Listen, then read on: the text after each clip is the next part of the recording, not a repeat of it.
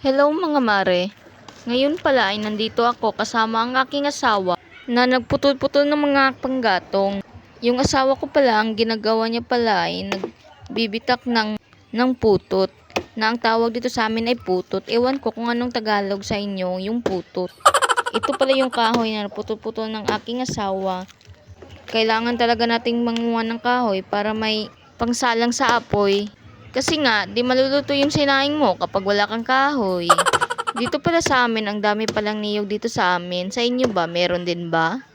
Ngayon pala, ibabalik ako sa loob ng bahay para kumuha ng sako. Kasi nga, lalagyan ito ng kahoy.